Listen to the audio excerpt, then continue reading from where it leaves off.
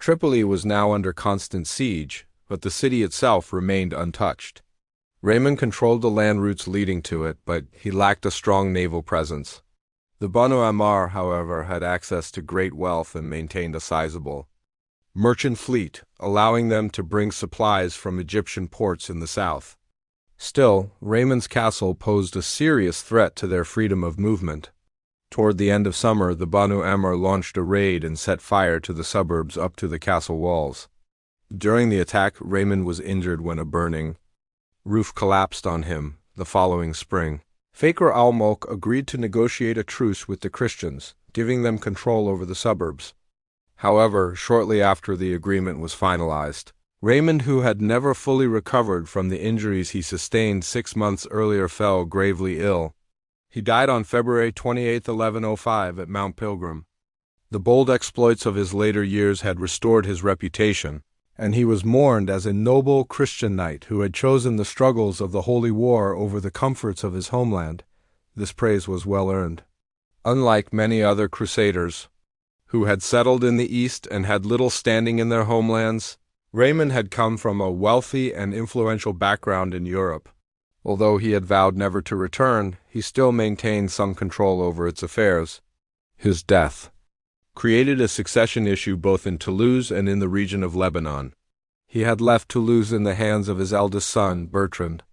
However, Bertrand's right to inherit was disputed, possibly because he was born out of wedlock. Of all the children Raymond had with Countess Elvira, only one survived, a newborn boy named Alfonso Jordan, born just a few months earlier in the castle at Mount Pilgrim. It was evident that such a young child could not possibly govern a fragile military state in the East, and news of his birth may not even have reached Toulouse yet. Bertrand continued to rule over Raymond's European domains. In the East, Raymond's troops selected his cousin, William Jordan, Count of Chardin, to succeed him, likely according to Raymond's final wishes. William Jordan had only recently arrived in the East. His maternal grandmother was Raymond's maternal aunt, making him a close relative. He saw himself as regent for his infant cousin and chose not to take any formal title related to the eastern lands. Still, as long as Alfonso Jordan lived, neither William Jordan nor Bertrand could feel entirely secure in their positions. William Jordan continued the strategy of his predecessor, maintaining pressure on Tripoli through the blockade and upholding the alliance with the Byzantine Empire. At the emperor's request, Eumadius Philocales, the governor of Cyprus, sent an envoy to receive William Jordan's homage and to offer him generous gifts in return. By agreeing to this, William Jordan secured regular shipments of supplies from Cyprus for the Crusader camp outside Tripoli, and Byzantine troops occasionally assisted in the siege. As supplies flowed steadily into the Frankish camp, conditions inside Tripoli grew dire. Overland routes were completely cut off, and although some ships from Fatimid ports and even from territories controlled by Tancred managed to slip through the blockade, they couldn't bring in nearly enough to support the city's large population. Food prices skyrocketed. A pound of dates could cost an entire gold coin. Those who were able fled the city. Inside the walls, famine and disease took hold. Fakhr al-Mulk tried to ease the suffering by distributing food. Funded by special taxes to the sick and to the soldiers, some prominent citizens fled to the Crusader camp and revealed the secret routes through which supplies were still being smuggled into the city. Fakhr al-Mulk offered William Jordan a large ransom in exchange for these men. When the count refused to hand them over, the traitors were later found murdered in the Christian camp. Fakhr al-Mulk had few options left. Turning to the Fatimids for help would mean surrendering his state to them. He was also on bad terms with Tottekin of Homs, his most natural ally, who had assumed control of Damascus after Dukak's death in 1104, and was himself engaged in ongoing conflict with William Jordan. With no nearby allies to count on, Fakhr looked farther afield. In 1105, he sent a desperate plea for help to Soghman the Ordikad in Mardin. Soghman, interested in returning to the Syrian front, gathered a large army and began the march across the desert, but upon reaching Palmyra he suddenly died. His generals quickly retreated to the Yezereh, where they turned their focus to internal power struggles. Despite worsening conditions, Fakhr managed to hold on in Tripoli through 1106 and 1107, thanks largely to his wealth and skill in diplomacy. His relationship with Tottekin improved during this time, and Tottekin's attacks against the Franks, including his recapture of Rafania in 1105, offered some relief. Still, the Franks had firmly entrenched themselves along the Lebanese coast, and no nearby Muslim power seemed willing or able to dislodge them. In the spring of 1108, desperate and running out of options, Fakhr al-Mulk made the decision to personally appeal for aid from the highest authorities in his faith, the Caliph of Baghdad and the Seljuk Sultan, Muhammad. In March, Fakhr al-Mulk departed from Tripoli, leaving its administration in the hands of his cousin al-Manaqib ibn Amr. Before setting off, he paid all his soldiers 6 months' wages in advance. He had already informed Tottekin of his plans and apparently received permission from William Jordan to travel through territory controlled by the Franks. Fakhr was accompanied by a bodyguard of 500 men and brought along many lavish gifts for the Sultan. Upon reaching Damascus, Tottekin welcomed him with full honors. The leading emirs of the city also presented him with generous gifts, though, as a precaution, Fakhr stayed outside the city walls. When he resumed his journey, Tottekin's son, Taj al-Mulk joined his escort. As Fakhr neared Baghdad, he was treated with great respect.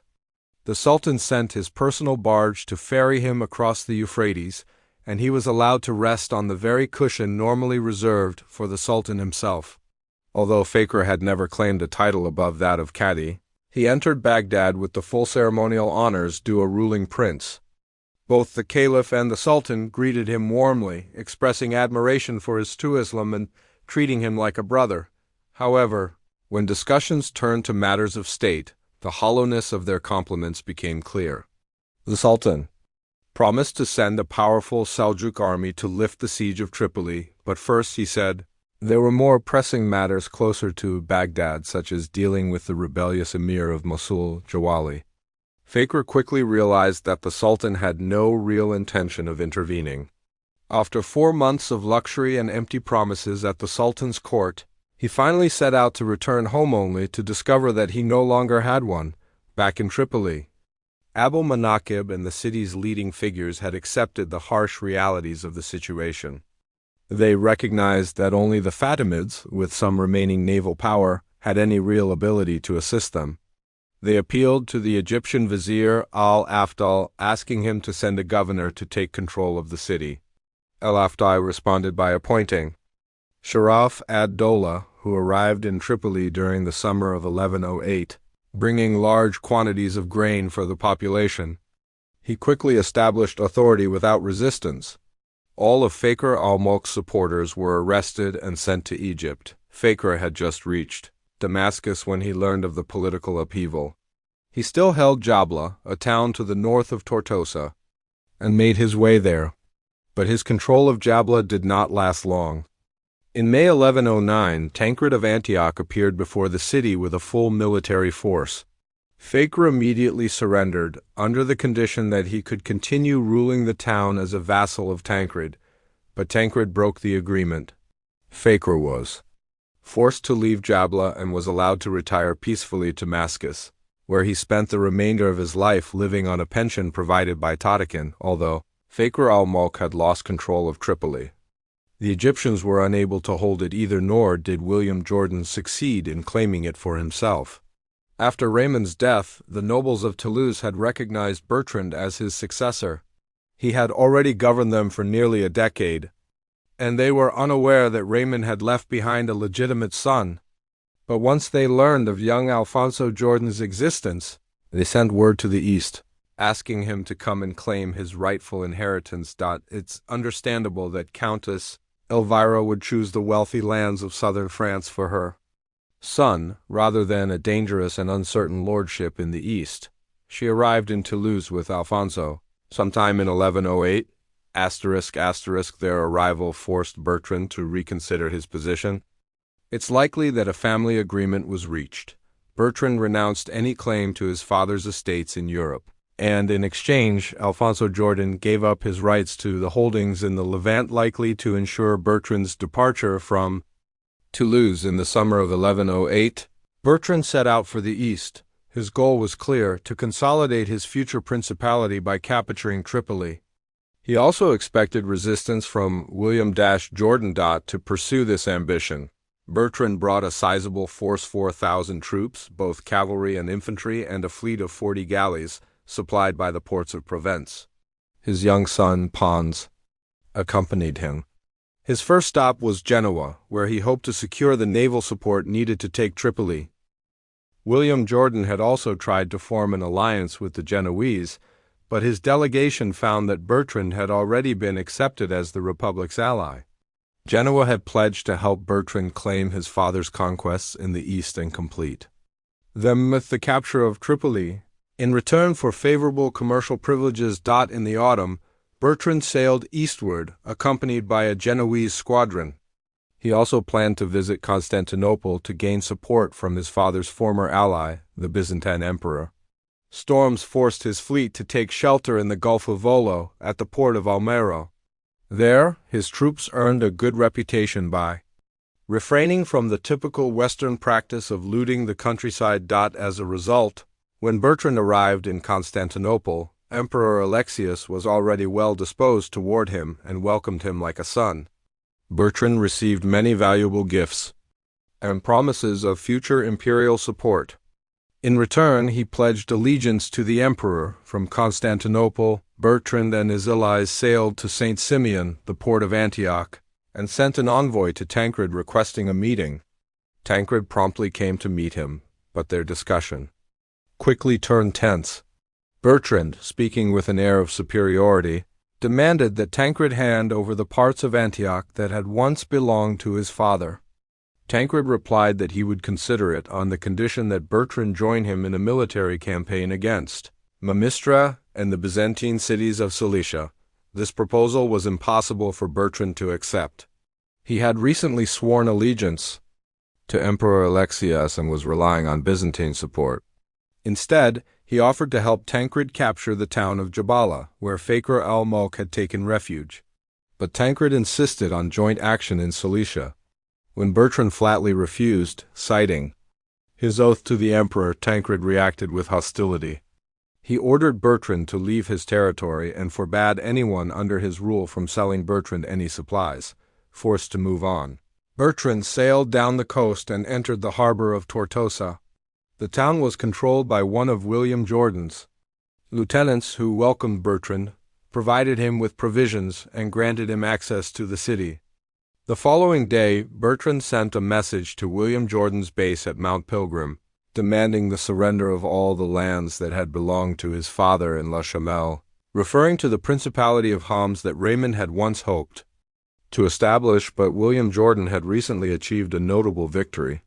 After the Egyptians assumed control of Tripoli, the town of Arcaled, by one of Fakhr al-Mulk's favored servants, placed itself under the protection of Tatakan of Damascus. Tatakan personally set out to inspect his new possession. However, winter rains slowed his journey through the Bukaya region. While waiting for the weather to improve, he launched attacks on several frontier fortresses held by the Christians. Seizing the opportunity, William Jordan led a surprise assault. With 300 cavalry and 200 local infantry, he crossed the Lebanon range and launched an unexpected attack near the village of Akun. Tatakan's army, caught off guard, fled in panic back to Homs with William Jordan's forces in pursuit. Though the Franks didn't risk attacking Homs itself, they turned north and raided the lands around Chazar.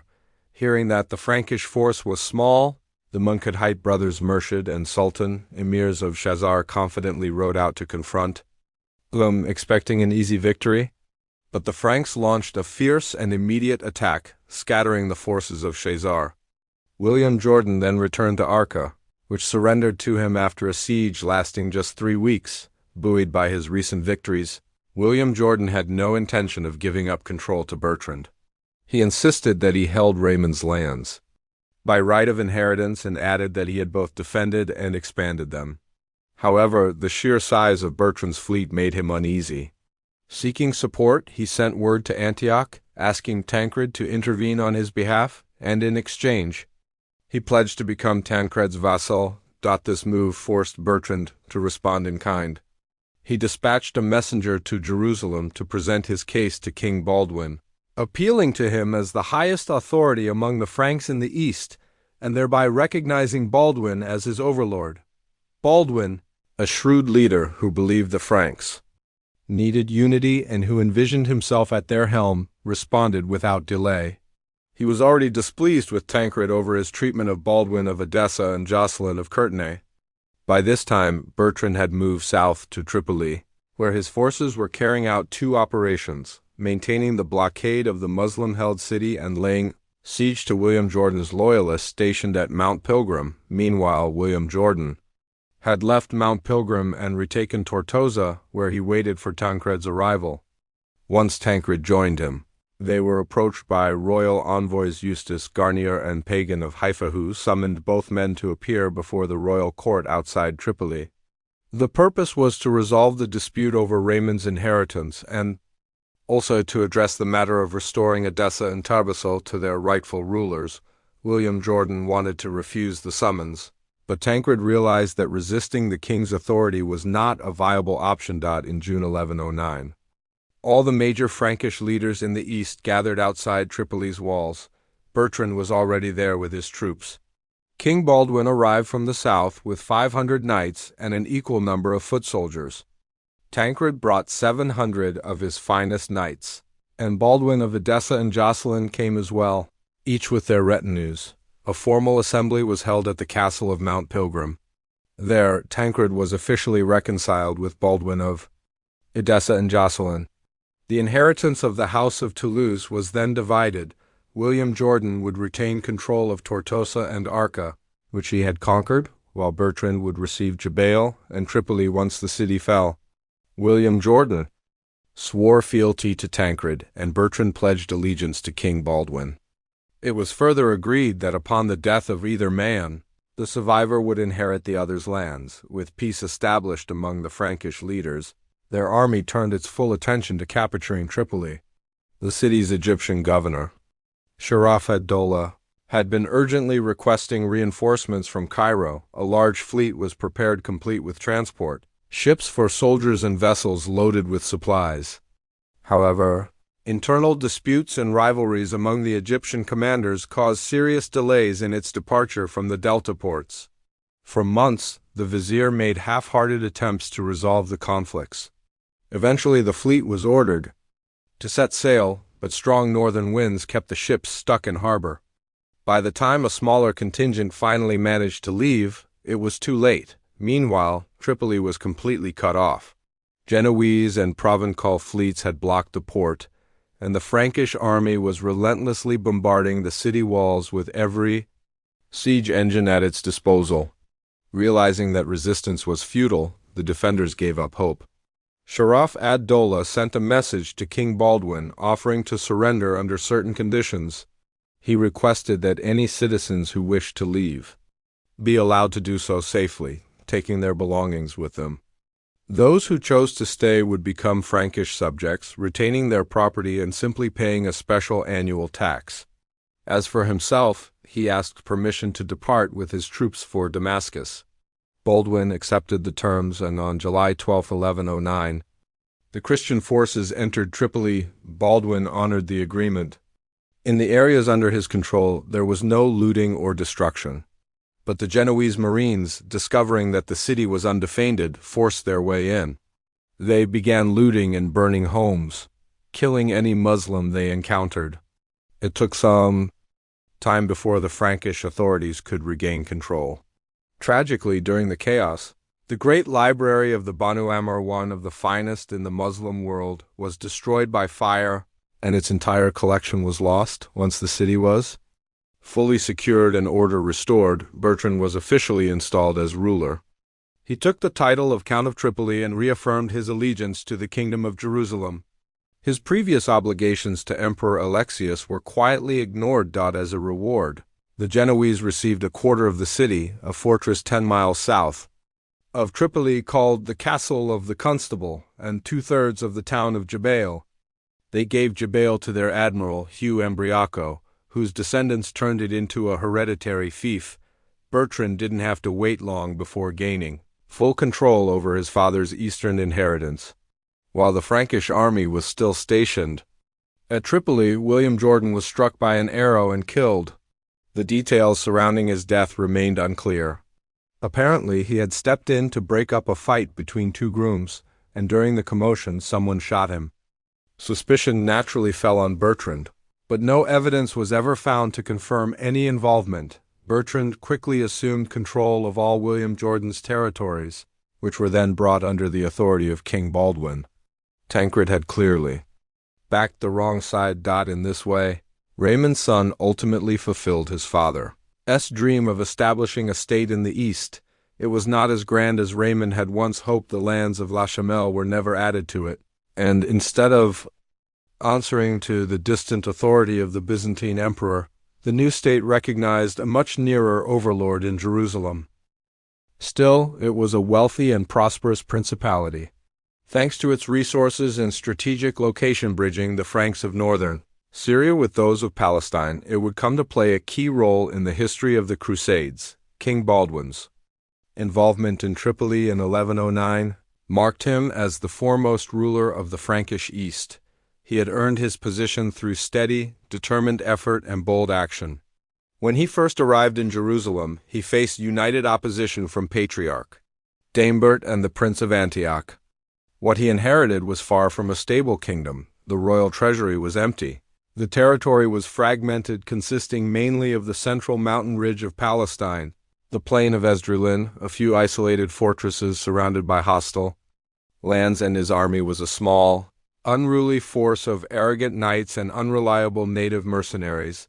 The only organized institution in the kingdom was the church, which itself was divided between followers of Daimbert and those loyal to Arnulf.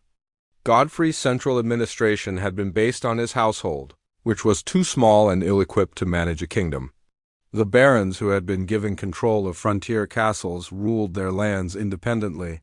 Baldwin understood that his kingdom was most vulnerable to a Muslim attack before he could establish order.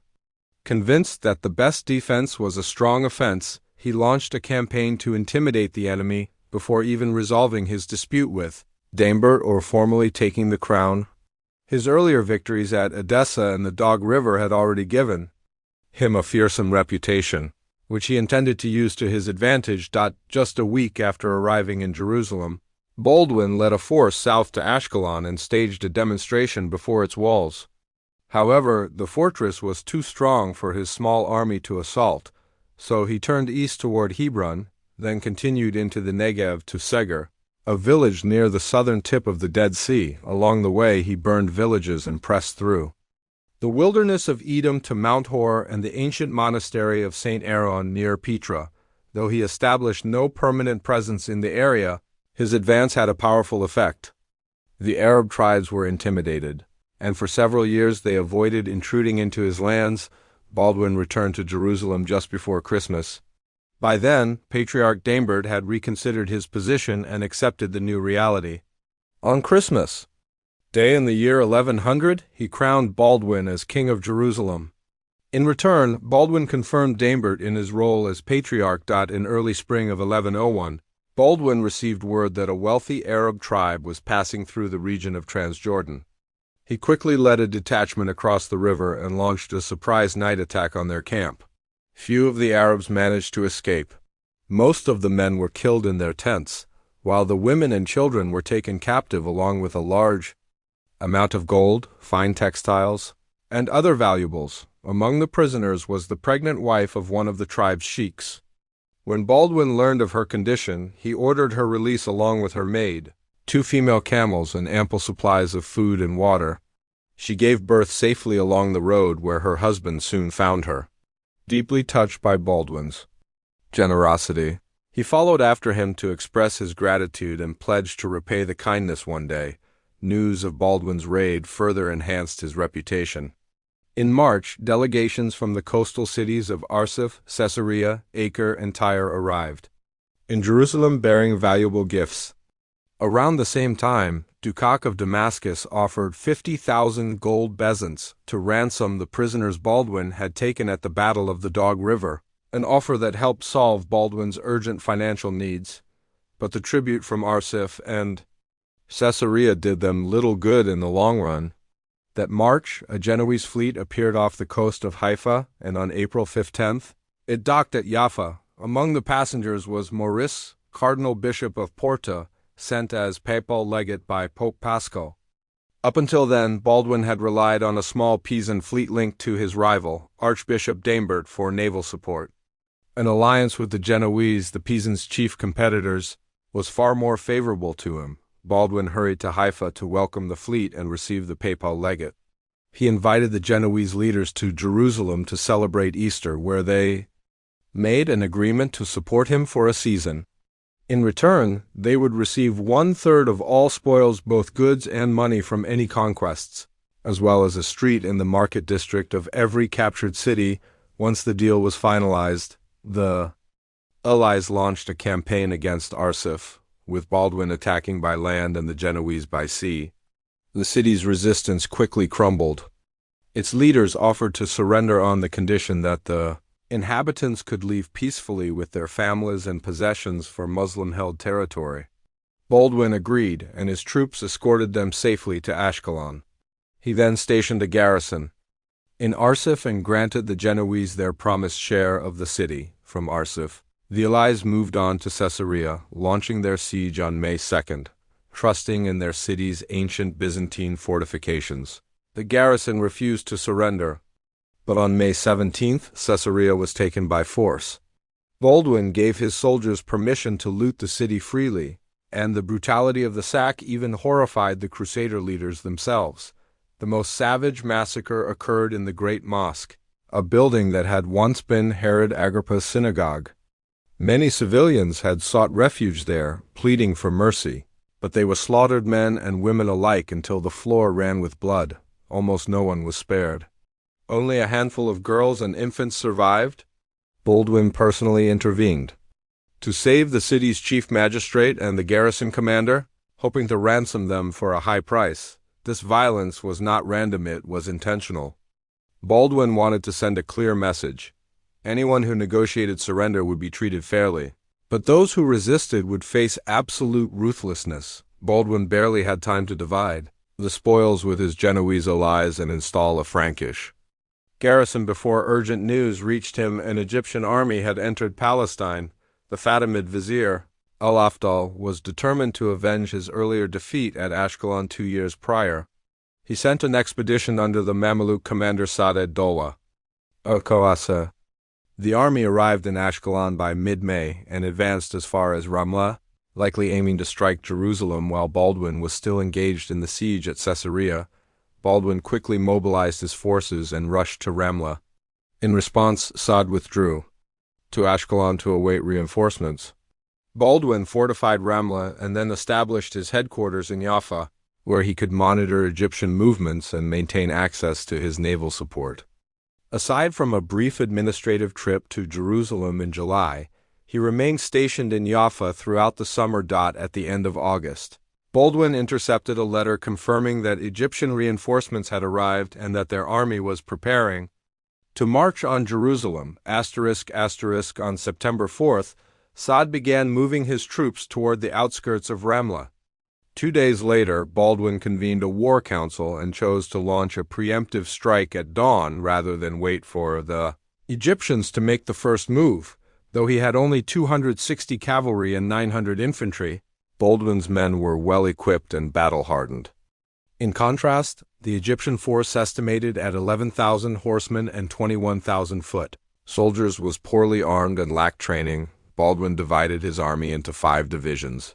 One was led by the knight Bervold, another by Geldemar Carpanel, Lord of Haifa. A third was under Hugh of St. Omer, who had succeeded Tancred as Prince of Galilee.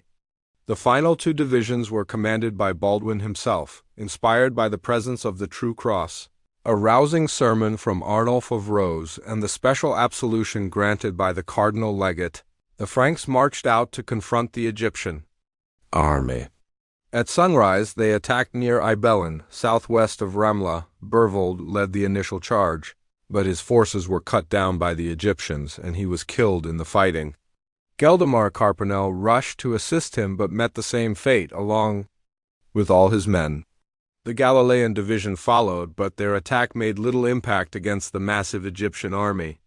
After suffering heavy losses, Hugh of St. Omer managed to withdraw his troops and retreat toward Jaffa, pursued by the Egyptian left wing.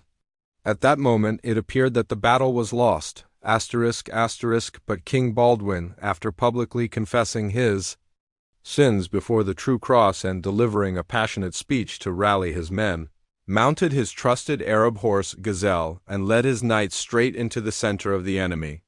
The Egyptians, overconfident and unprepared, were caught off guard.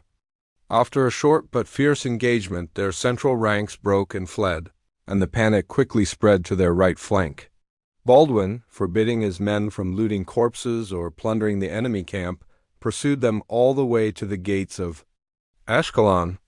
Only then did he regroup his forces and return to divide the spoils from the battlefield. Meanwhile, Hugh of St. Omer had reached Jaffa and reported that the battle was lost. The queen and her court were there, and believing the king to be dead, they sent a messenger to the only person they believed could help Tancred in Antioch. But the next morning an army appeared on the horizon. At first, those in Jaffa feared it was the Egyptians. Their relief and joy were immense when they saw the Frankish banners and realized Baldwin was alive and victorious. Another messenger was immediately sent to Antioch to inform Tancred that the crisis had passed and his assistance was no longer needed. For the time being, the danger had been pushed back. The Egyptians had suffered severe losses and were in no position to launch another attack that season. Still, Egypt's vast resources made a renewed offensive inevitable. The Fatimid vizier, Al-Afdal, had little trouble raising a second army to continue the war the following year. In the meantime, Baldwin welcomed the surviving leaders of the 1101 Crusade in Anatolia. These included William of Aquitaine, Stephen of Blois, Stephen of Burgundy, Constable Conrad, and various barons from the Low Countries, along with Eckhard of Ora and Bishop Manasses. Most had traveled by sea to Antioch and reached the area near Beirut in early spring of 1102 to ensure their safe journey through hostile territory. Baldwin sent an escort to bring them to Jerusalem. After celebrating Easter at the holy sites, the leaders prepared to return home. William of Aquitaine departed safely from St. Simeon at the end of April. However, the ship carrying Stephen of Blois, Stephen of Burgundy, and several others was caught in a storm and driven ashore near Jaffa. Before another vessel could be arranged, news arrived that a new Muslim army was advancing from Egypt. Because of this unfortunate delay, they remained in the Holy Land to take part in the next battle. In mid-May 1102, an Egyptian army of around 20,000 Arabs and Sudanese, led by the vizier's son, Sharaf al-Ali, gathered at Ashkelon and began advancing toward Ramla. Baldwin had made preparations. A Christian army several thousand strong was stationed in Jaffa, and the Galilean garrisons were ready to send reinforcements if needed. However, Baldwin was misinformed by his scouts. Believing that the Egyptian force was just a small raiding party, he decided to attack with only his own forces without calling in his reserves. At that time, he was in Jerusalem with several Western allies: Stephen of Valois, Stephen of Burgundy, Constable Conrad, Hugh, Count of Lusignan, and other knights from Belgium. Baldwin proposed to ride out with his cavalry to quickly deal with the supposed threat. Stephen of Blois hesitated and suggested that more reconnaissance was needed, but no one paid attention. His past retreat at Antioch had tarnished his reputation, so he joined the expedition without further protest. On the 17th of May, Baldwin set out from Jerusalem with about 500 horsemen. They rode confidently with little discipline. But once they reached the plains and suddenly saw the full size of the Egyptian army, Baldwin realized the grave error. There was no turning back. Egyptian light cavalry had already spotted them and was moving to cut off any retreat. The only option left was to charge directly into the enemy. At first, the Egyptians were confused, thinking this bold attack must be the front line of a larger army. They nearly broke. But when no reinforcements appeared behind the Frankish cavalry, they recovered and closed in.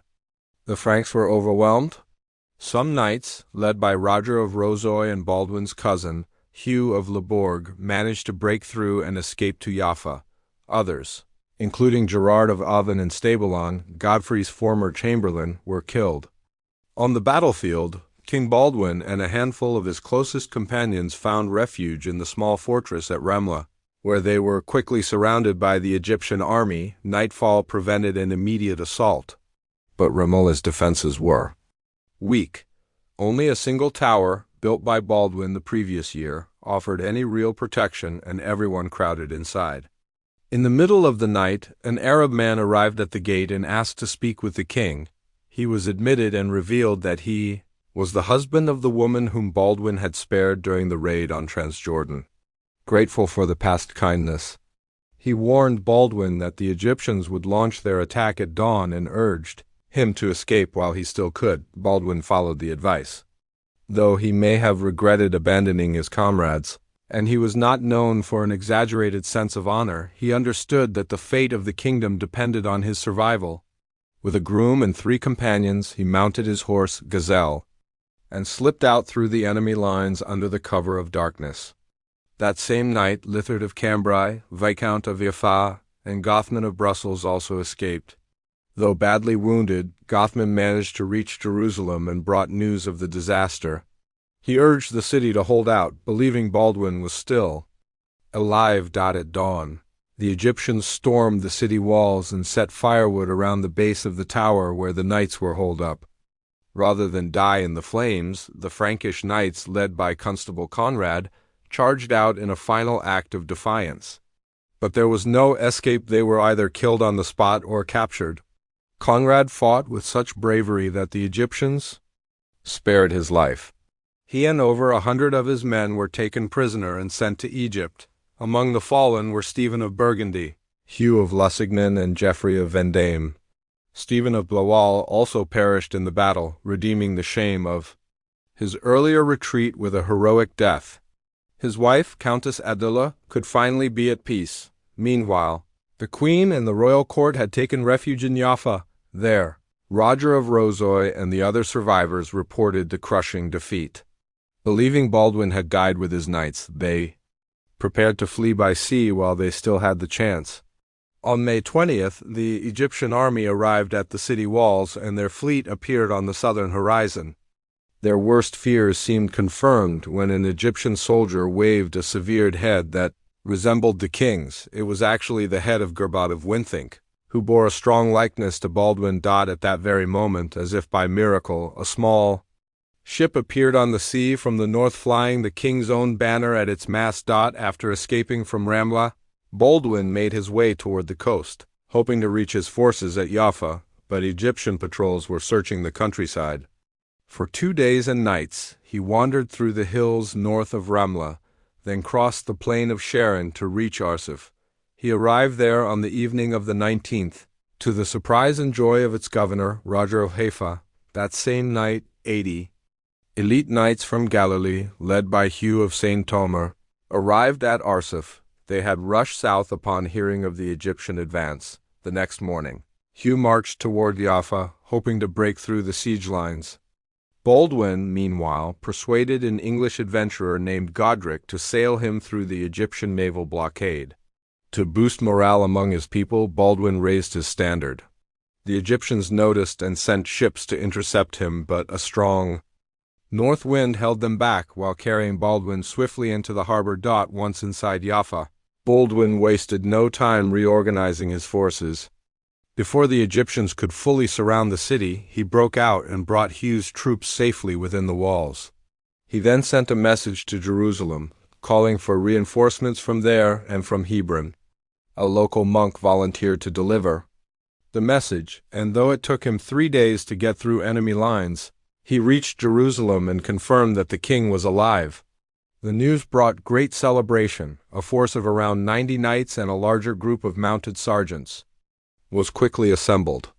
Blessed with a relic of the true cross, they rode for Jaffa. The knights, better equipped and mounted, broke through the Egyptian lines and entered the city, while the sergeants were driven to the shore.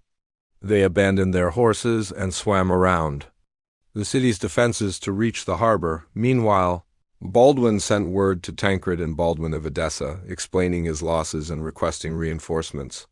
But before they could respond, unexpected help arrived. In the final days of May, a fleet of 200 ships, mostly English, filled with soldiers and pilgrims from England, France, and Germany, arrived off the coast. Thanks to favorable winds, they sailed through the Egyptian blockade and reached Jaffa, now reinforced. Baldwin led his troops out to face the Egyptians on May 27th. The exact details of the battle are unclear, but it appears the Egyptians attempted to draw Baldwin into a trap and surround him. However, a powerful charge by the heavily armored Frankish cavalry shattered their lines and sent them into a full retreat toward Ashkelon. Within hours, the entire Egyptian army was in flight, and their camp, along with its treasures, fell into Christian hands.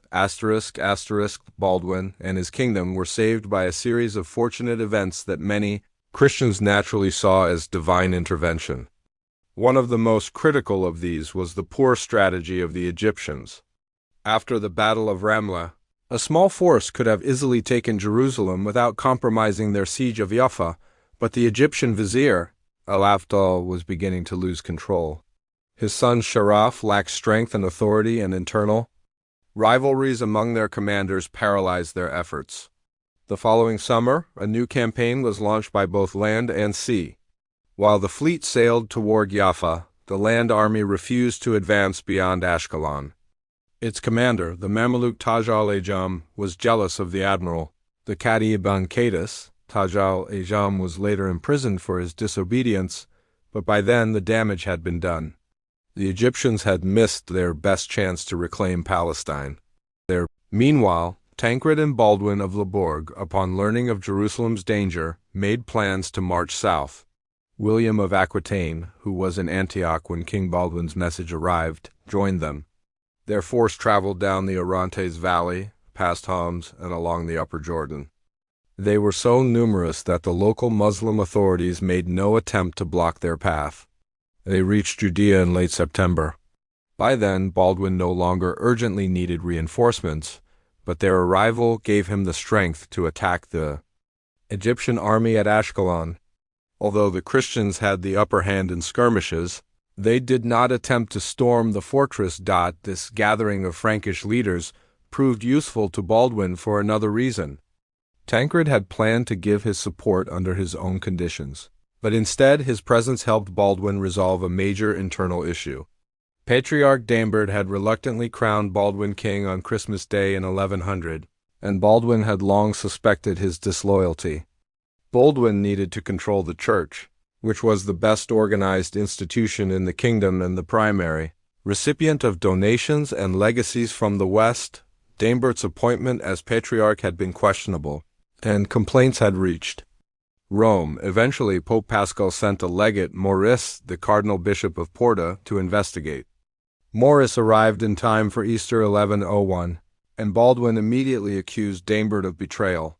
Presenting a letter Daimbert had written to Bohemond after Godfrey's death, urging him to block Baldwin's succession by force if necessary. Baldwin also claimed Daimbert had tried to assassinate him on his way south. That charge was likely false, but the letter was undeniable. Maurice barred Daimbert from performing the Easter ceremonies, taking over the role himself. Fearing for his future, Daimbert tearfully begged Baldwin for forgiveness. Baldwin remained firm until Daimbert quietly offered him 300 bezants. Baldwin, always in need of money, accepted the bribe in secret and then publicly declared his willingness to forgive. Maurice, eager to restore peace, welcomed the reconciliation. A few months later, Baldwin once again found himself in need of funds and turned to Daimbert for help. The patriarch handed over 200 marks, claiming it was all that remained in the church treasury. However, clerics aligned with Arnulf informed the king that Daimbert was hiding substantial wealth. Shortly afterward, Daimbert hosted a lavish banquet to honor the papal legate, whose favor he was eager to secure. Baldwin suddenly appeared at the gathering and rebuked them all for indulging in luxury while the Christian army was going hungry. Daimbert angrily retorted that the church could use its wealth however it chose and that the king had no authority over it. While Maurice the legate tried desperately to calm both sides, but Baldwin refused to back down. His early education as a priest allowed him to cite canon law convincingly, and he spoke so persuasively that Maurice was swayed. He persuaded Daimbert to agree to fund a cavalry unit. However, despite Baldwin's constant demands, the money was never delivered. Later that year, in the autumn of 1101, an envoy from Prince Roger of Apulia arrived with a gift of 1,000 gold bezants for the Patriarch. The donation was to be divided equally, 1/3 for the Holy Sepulchre, 1/3 for the hospital, and 1/3 for the king's army. Daimbert, unwisely, kept the entire amount for himself, but the terms of the gift were widely known.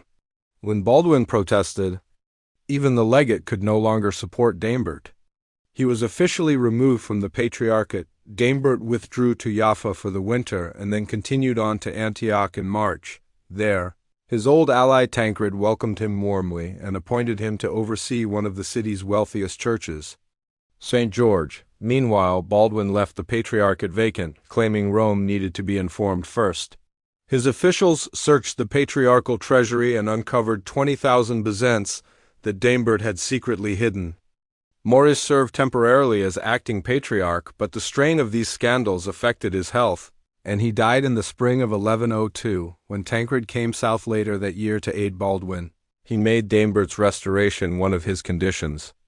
Daimbert returned with him. Baldwin, ever pragmatic, played along. But just then a new papal legate, Robert, Cardinal of Paris, arrived. Baldwin insisted that the matter be addressed formally by a synod, with Robert presiding. Tancred and Daimbert had no choice but to comply. A council temporarily reinstated Daimbert until a proper inquiry could take place. Tancred then joined Baldwin's forces for the campaign against Ashkelon. Soon after, the synod was held at the Church of the Holy Sepulchre. The legate Robert presided, assisted by the visiting bishops of Leon and Piacenza. All the bishops and abbots of Palestine attended, along with the bishop of Mamistra from Tancred's territory. The charges against Daimbert were brought forward by the prelates of Caesarea, Bethlehem, and Ramla, likely under the influence of Arnulf of Rose. They accused Daimbert of attacking fellow Christians on the Ionian Islands during his 1099 journey to Palestine with the Pisan fleet, of attempting to stir civil war between Baldwin and Bohemond, and of keeping funds meant for pilgrims and crusading soldiers. The accusations were undeniably true. The legate had no choice but to declare Daimbert unfit for office and officially depose him. Tancred had to accept the verdict, as the procedure was completely canonical. Defeated, he took Daimbert back to Antioch, where the disgraced patriarch resumed his post at St. George's Church while he waited for a chance to plead his case in Rome. Daimbert, a corrupt and greedy old man, left Palestine with few regrets from anyone. His appointment as papal legate had been Pope Urban II's one major misjudgment. Arnulf of Rose, who had been a loyal supporter of Baldwin throughout the affair, was too clever to try claiming Daimbert's position for himself. Instead, when the papal legate requested a nominee for the patriarchate, the bishops of Palestine proposed an elderly priest from Therouanne named Evrimar. Evrimar had come to the east with the First Crusade and was known for his devotion and generosity. Although he was from the same region as Arnulf, he had remained uninvolved in any political scheming and was widely respected. The legate was pleased to consecrate such an uncontroversial cleric, and Baldwin approved, confident that Evrimar was a harmless old man who would avoid political entanglements. This allowed Arnulf to continue his own maneuvering undisturbed, but Daimbert had not given up. When his patron Bohemond traveled to Italy in 1105, Daimbert went with him and appealed his case directly to the Pope. Pope Paschal, though initially cautious, eventually decided, likely influenced by Bohemond's persuasion, to back Daimbert. Baldwin was summoned to Rome to answer the charges against him. However, aware that Bohemond held the Pope's favor, Baldwin simply ignored the demand. As a result, Paschal annulled Daimbert's deposition, claiming it was the result of improper interference by secular authorities. ***. Fortunately for Baldwin, this papal mistake was soon corrected by fate. Just as Daimbert was preparing to return to Palestine and reclaim his post in triumph, he fell seriously ill and died in Messina on June 15, 1107. Still, The issue of the Patriarchate was not resolved. Baldwin began to lose confidence in Evrimar, likely realizing that the church was too powerful an institution to be led by someone ineffective. He needed a competent and cooperative leader. After learning that Daimbert had been officially reinstated, Evrimar traveled to Rome to present his own grievances. He arrived only to find Daimbert already dead, and used the opportunity to voice complaints about secular interference, but when word of Daimbert's death reached Palestine, Arnulf quickly journeyed to Rome to represent Baldwin's interests. Pope Paschal now leaned toward supporting Evrimar, but he also recognized that the matter was more complex than he had initially thought. He assigned it to the Archbishop of Arles, Jabellon of Sabran, a man of great age and experience. Jabellon arrived in Palestine in the spring of 1108, where both Evrimar and Arnulf had already gone ahead of him. After assessing the situation, he concluded that Evrimar was unsuited for the Patriarchate and that no one really supported his return.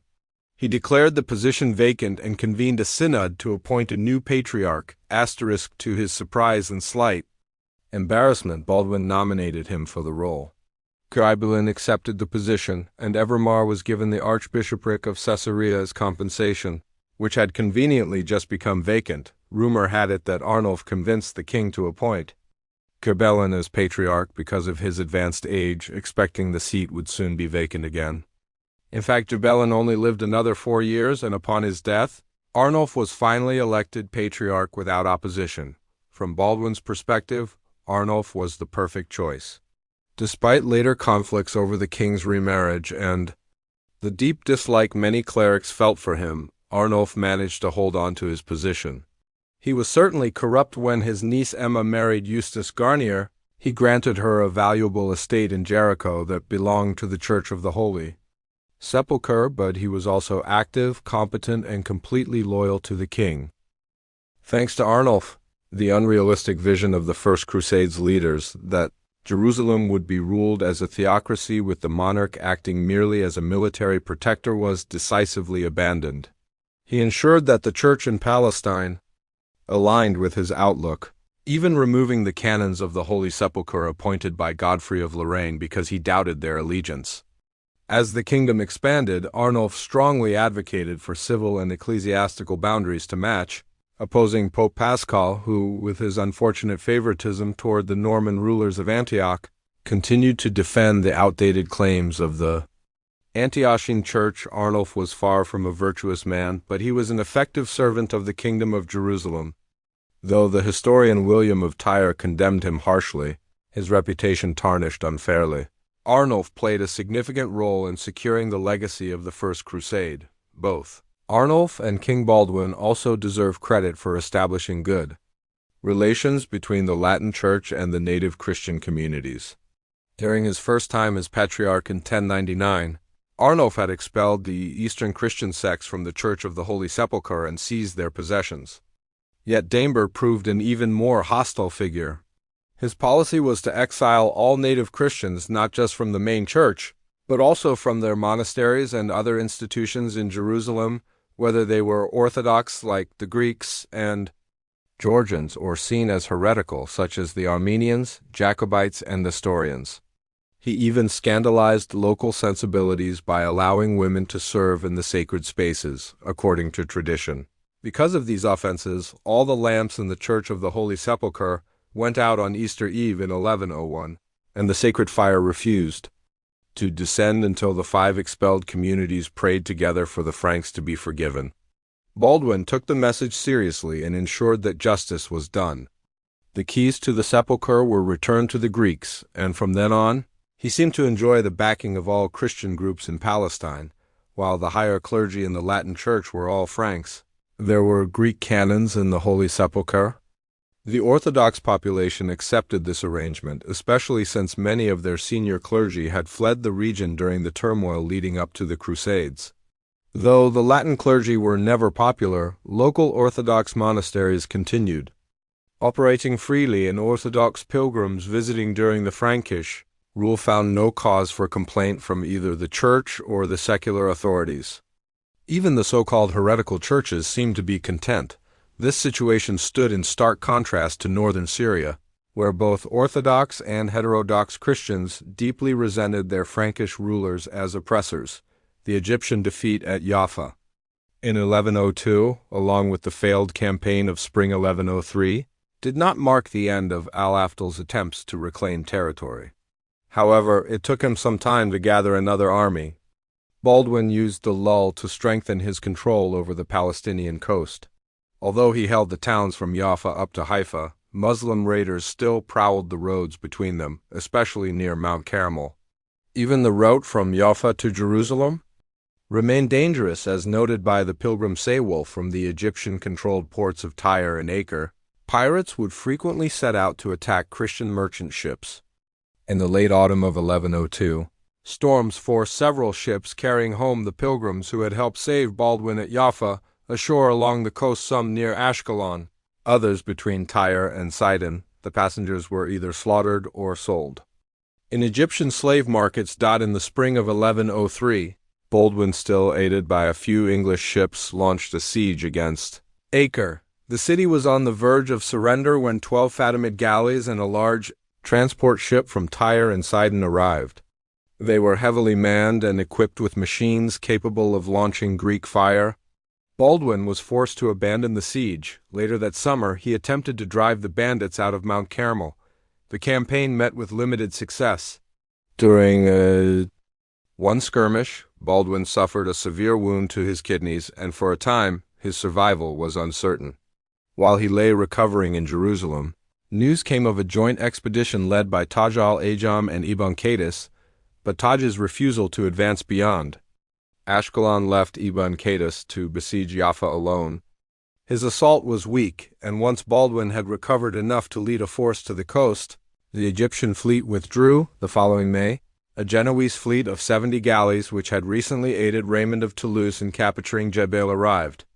In Haifa, Baldwin met with its leaders and secured their support for another attempt on Acre, as usual. The terms were 1/3 of the spoils, commercial privileges, and 1/4 of the bazaar in any captured city. The siege began on May 6th.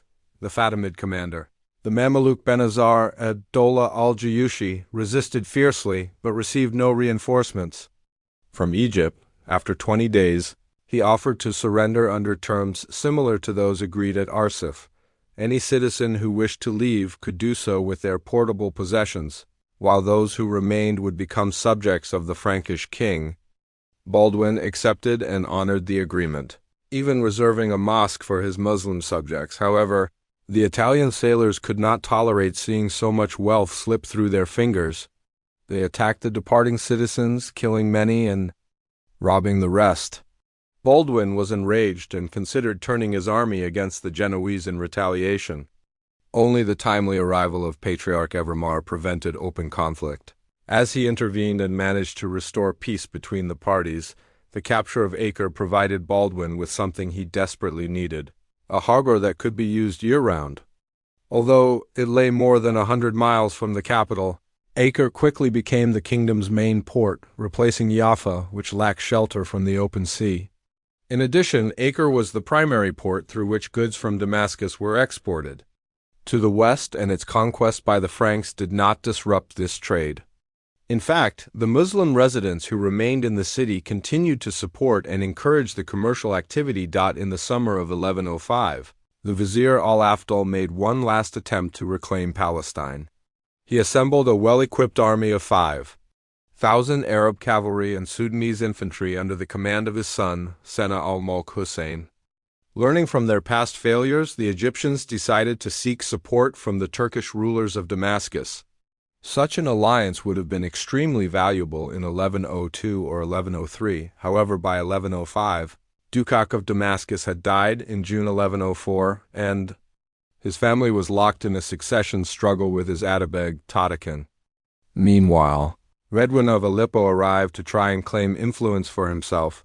Tatakan initially placed Dukak's 1-year-old son, Tudash, on the throne, but soon replaced him with Dukak's 12-year-old brother, Urtash.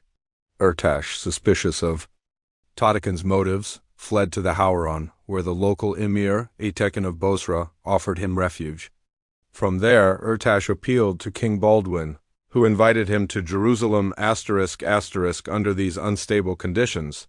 Tottekin was willing to support the Egyptians but could not afford to commit many troops. He sent his general Sabawa south with 1,300 mounted archers. In August, the Egyptian army advanced into Palestine, where they were joined by the Damascene forces that had traveled through Transjordan and across the Negev. Baldwin was already positioned at Jaffa when the Egyptian fleet appeared off the coast. He moved to the familiar battleground at Ramla. Jaffa was left under the command of Lithard of Cambrai, who had 300 men. Baldwin was joined by the young Damascene claimant Urtash and all the Frankish troops in Palestine, including the garrisons from Galilee, Haifa, and Hebron along with the central army, totaling 500 cavalry and 2,000 infantry. At Baldwin's request, Patriarch Evrimar also came down from Jerusalem, bringing with him 150 men and the True Cross.